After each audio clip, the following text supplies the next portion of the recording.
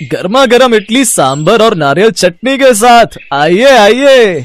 तभी प्रिया अपनी सहेलियों के साथ वहाँ आती है। यार इस इडली वाले की इडली में कुछ तो जादू है, हर रोज मन करता है खाने का। हाँ यार, और देखो कितना साफ सुथरा रखता है अपना ठेला। 2 मसाला इडली देना। अभी देता हूँ मैडम। मोहन जल्दी से 2 मसाला इडली प्लेट में लगा कर देता है। प्रिया पैसे देती है और मोहन बिना पैसे देखे पैसे लेकर रख लेता है। आज इडली में मसाला थोड़ा कम था, अगली बार ध्यान रखना। जी जरूर मैडम। ऐसे ही कुछ दिन बीत जाते हैं। एक रोज दोपहर के समय मोहन अपने ठेले के पास खड़ा था। कुछ ग्राहक इडली खा रहे थे। तभी प्रिया कॉलेज से निकल कर आती है। अरे आप यहाँ भी? जी मैडम, यहाँ भी ठेला लगा लेता हूँ कभी कभी, कॉलेज के बच्चे पसंद करते हैं। अरे वाह, ये तो बहुत अच्छा किया। मेरा मतलब वो क्या है ना कि सुबह से इडली की याद आ रही थी। एक फायर मसाला इडली देना। अभी देता हूँ मैडम। प्रिया इडली खाती है, साथ ही चोर निगाहों से मोहन को भी देखती रहती है। फिर धीरे से पूछती है, आपका नाम क्या है? जी मोहन। मोहन, अच्छा नाम है, और आप इडली बहुत अच्छी बनाते हो। शुक्रिया मैडम। मैडम नहीं, प्रिया। जी प्रिया मैडम। सिर्फ प्रिया। चलो मैं चलती हूँ, कल फिर मिलूंगी। जी जरूर। ऐसे दिन बीतने लगे और अब प्रिया हर दिन मोहन के ठेले पर इडली खाने आने लगी। अब उनकी बातें बढ़ती चली गई, साथ ही हंसी मजाक होता। मोहन अब प्रिया को देखते ही समझ जाता है कि उसे फायर मसाला इडली ही चाहिए। प्रिया भी मोहन के काम में हाथ बटाने लगती है। उसके जैसी फायर मसाला इडली और कोई नहीं बना पाता था। वो अपनी इडली में काफी अपने हाथ के कटे हुए तेज मसाले और मिर्च डालता था, जो कि सबको बड़ी पसंद आती थी। एक दिन प्रिया मोहन से, मोहन तुम कभी छुट्टी नहीं लेते? नहीं प्रिया जी, इडली बनाने में ही मेरा मन लगता है और फिर आपकी राह देखने में भी। ओहो, बड़ी शायर बन रहे हो आजकल। अच्छा एक बात पूछूं, तुम मुझसे प्यार करते हो? मोहन एकदम चुप हो जाता है, उसकी आंखों में चमक आ जाती है। प्रिया जी, मैं एक छोटा सा इडली वाला हूँ और आप कॉलेज जाती हैं, हम दोनों का मेल। प्यार में कोई छोटा बड़ा नहीं होता मोहन। क्या तुम मुझसे प्यार करते हो? हाँ प्रिया जी, बहुत प्यार करता हूँ। तो फिर बस यही सुनना चाहती थी। अब दोनों एक दूसरे के और करीब आ गए। प्रिया ने अब सोशल मीडिया पर भी उसका फायर मसाला इडली वाले के नाम से पेज बना दिया और उसका प्रमोशन करती, जिससे जिन लोगों को उसके बारे में नहीं पता था अब वो भी वहां आने लगे। और वक्त मिलने पर अब दोनों छुप छुप कर मिलने भी लगे। एक दिन प्रिया और मोहन पार्क में बैठे बातें कर रहे होते हैं। तभी रामदीन शर्मा जी, जो कि प्रिया के पिता होते हैं, वहां से गुजरते हैं और उन्हें देख लेते हैं। प्रिया, ये क्या बदतमीजी है? तुम इस लड़के के साथ क्या कर रही हो? पिताजी, ये मोहन है और हम दोस्त हैं। दोस्त? ये तो शायद वही फायर इडली ढेले वाला है ना? तुझे यही नालायक मिला था। अंकल जी मेरी बात सुनिए। चुप रहो तुम। प्रिया घर चलो, अभी के अभी, और आज के बाद मुझे इस लड़के के पास कभी मत दिखना। शर्मा जी प्रिया को खींच कर ले जाते हैं। मोहन उदास होकर देखता रह जाता है। शर्मा जी घर आकर प्रिया को खूब डांटते हैं। प्रिया रोती रहती है। तुम्हें पता है वो लड़का कौन है? एक मामूली इडली वाला।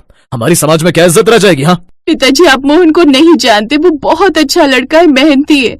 बस बहुत हो गया, अब से तुम उससे नहीं मिलोगी। अगले दिन से प्रिया कॉलेज नहीं जाती और अब वो मोहन से मिल भी नहीं पाती, जिससे अब वो थोड़ी बीमार रहने लगी। उधर मोहन का भी मन प्रिया के बिना नहीं लगता। अब रामदीन से भी अपनी बेटी का ऐसा हाल देखा नहीं जाता है। ऐसे कुछ दिन बीत जाते हैं। फिर एक रोज, ये देखो, मोहन नाम के इडली वाले ने गरीब बच्चे की जान बचाई। आग लग गई थी उसके घर में। कौन मोहन? हमारा मोहन? हाँ वही, अखबार में फोटो भी छपी है, लोग उसकी बहुत तारीफ कर रहे हैं। शर्मा जी के मन में मोहन के प्रति थोड़ी नरमी थी। प्रिया उस अखबार को लेकर अपने कमरे में चली गई और मोहन की तस्वीर को काट कर अपने पास रख लिया। लेकिन मोहन से ना मिल पाने के कारण अब वो मुरझाई सी रहती। उसकी माँ का देहांत कई साल पहले ही हो गया था। तब से रामदीन ने ही उसे पाला पोसा था। फिर एक शाम, प्रिया बेटी, आज इडली खाने का बड़ा मन कर रहा है, वो भी फायर वाली। क्या तुम मेरे लिए और अपने लिए ले आओगी क्या? मेरे घुटने में थोड़ा दर्द है तो मेरा मन नहीं बाहर जाने का। फायर इडली का नाम सुनते ही प्रिया झट से उठती है और मोहन के ठेले पर पहुंच जाती है और उसे वहां देख बहुत खुश होती है। मोहन, तुम ठीक हो? मैं ठीक हूँ, आप ठीक है? तुम्हें देख लिया तो अब मैं ठीक हो गई। प्रिया जी, मैं जानता था आप आएंगी। पिताजी ने कहा इडली लाने को। अंकल जी ने? फिर तो ऐसी बेहतरीन इडली बनाऊंगा कि वो खुश हो जाएंगे। प्रिया इडली लेकर घर जाती है। शर्मा जी इडली खाते हैं तो उन्हें बहुत पसंद आती है। ये इडली किसने बनाई है? स्वाद तो जबरदस्त है। मोहन ने। फिर शर्मा जी धीरे धीरे मोहन के बारे में और जानने की कोशिश करते हैं। उन्हें पता चलता है कि मोहन एक नेक और मेहनती लड़का है। उसकी इडलियों का स्वाद भी उन्हें भाने लगा है। फिर एक शाम शर्मा जी खुद मोहन के ठेले पर जाते हैं। मोहन, तुम इडली बहुत अच्छी बनाते हो। शुक्रिया अंकल जी। और प्रिया, वो तुम्हें पसंद करती है। और तुम? जी अंकल जी। देखो मोहन, मैं थोड़ा पुराने ख्यालों का हूं, पर मैंने देखा है तुम मेहनती हो, नेक दिल हो, और मेरी बेटी की खुशी वो सबसे बढ़कर है। अगर तुम मेरी बेटी को खुश रख सकते हो तो मुझे कोई आपत्ति नहीं है। ये सुनकर मोहन की आंखों में आंसू आ जाते हैं। तभी प्रिया भी वहाँ आ जाती है। तुम्हारी फायर इडली वाले की इडली का स्वाद तो अच्छा ही है, साथ ही उसका दिल भी बड़ा अच्छा है। अब मोहन और प्रिया एक दूसरे को देखकर मुस्कुराते हैं। प्यार जीत जाता है और इडली का ठेला उनके नए जीवन का साक्षी बनता है। रामदीन ने दोनों के प्यार की मंजूरी दे दी और दोनों की शादी करवा दी। वो दोनों अब एक साथ बहुत खुश थे।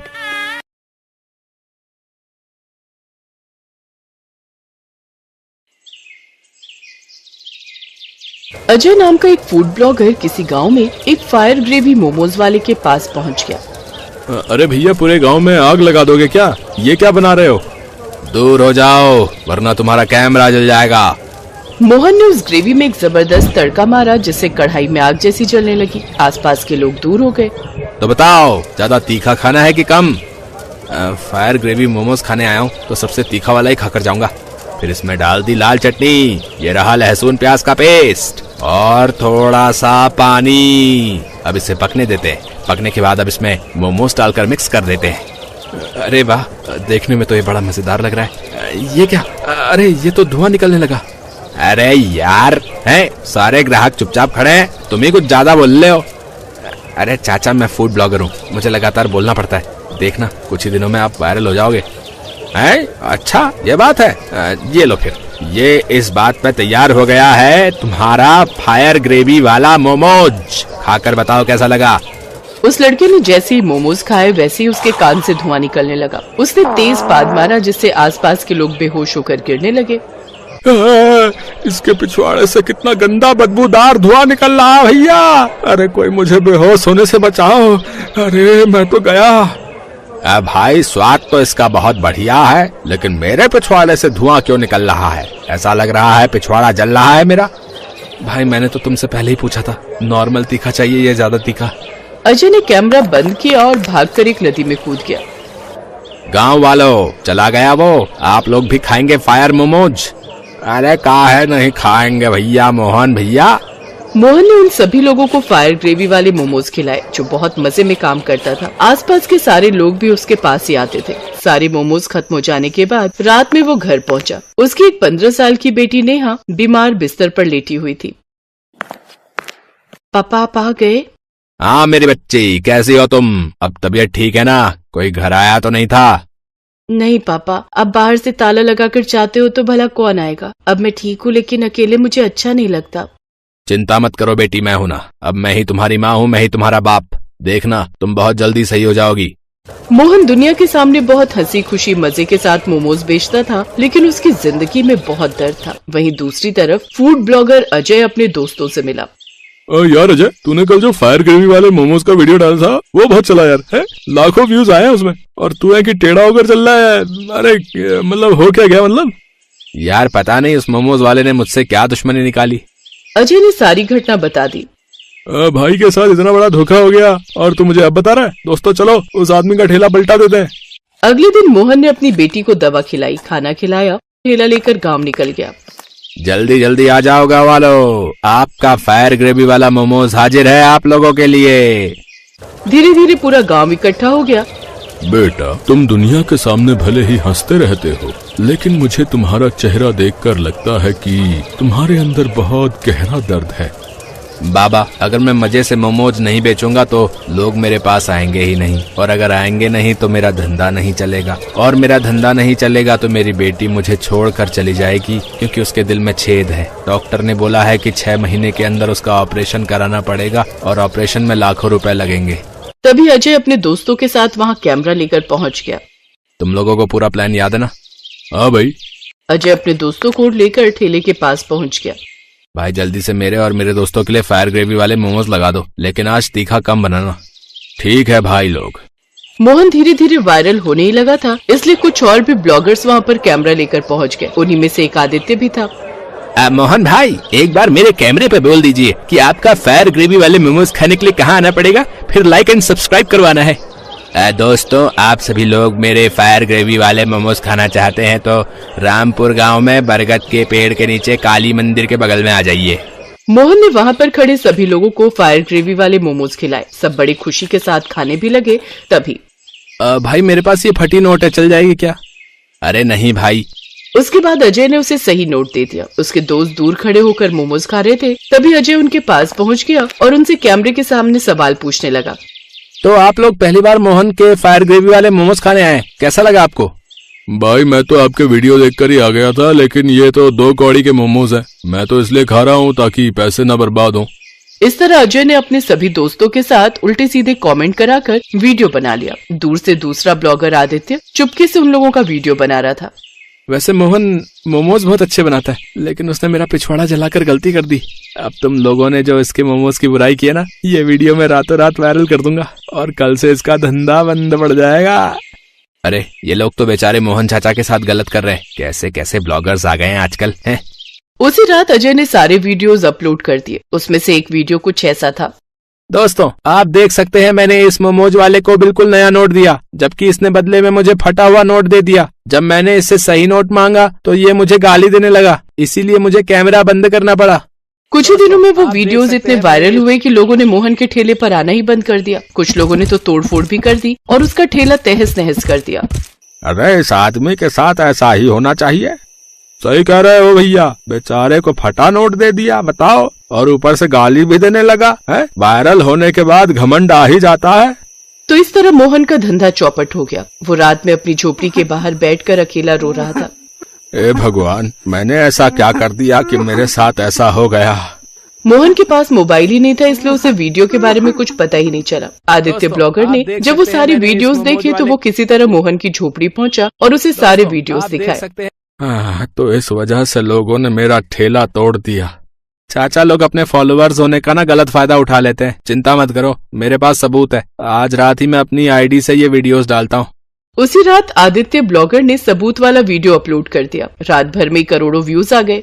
अगली सुबह, अरे अरे, ये क्या हो गया यार, मेरा तो चैनल ही उड़ गया। ए भगवान, मेरे तो लाखों सब्सक्राइबर चले गए, अब मैं क्या करूँगा? वहीं दूसरी तरफ आदित्य मोहन की झोपड़ी पहुंचा। चाचा, ये देखो, जो मेरे पास सबूत था वो मैंने कल रात अपलोड किया था। इसमें करोड़ों व्यूज आ चुके हैं। मैंने इसी वीडियो से लाखों रुपए कमा लिए, जिसमें से मैं 10 लाख आपको देने आया हूँ। बेटा, तुमने मेरी छवि सुधार दी, इसके लिए मुझे तुम्हें धन्यवाद अदा करना चाहिए, और उल्टा तुम ही मुझे पैसे दे रहे हो। चाचा, मेरा चैनल चल नहीं पा रहा था, आपकी वजह से अचानक लाखों सब्सक्राइबर्स आ गए। उसका छोटा सा हिस्सा तो आपका बनता ही है। बेटा, भगवान तुम्हें खूब तरक्की दे। तुम जानते नहीं कि तुमने मेरी कितनी मदद की है। अगले ही दिन उसने अपनी बेटी को ऑपरेशन कराया और वो कुछ ही दिनों में पूरी तरह स्वस्थ हो गई। बाकी बचे पैसों से उसने एक छोटा सा रेस्टोरेंट खोल लिया, जहां विदेशी लोग भी आने लगे। वो अब इतना वायरल हो गया कि मार्केटिंग एजेंसीज उसे लाखों के ऐड देने लगी। कुछ ही दिनों में मोहन करोड़पति बन गया। दोस्तों, आजकल बहुत सारे फूड ब्लॉगर्स अपनी पर्सनल खुन्नस निकालने के लिए लोगों की छवि खराब कर देते हैं। कृपया ऐसा ना करें।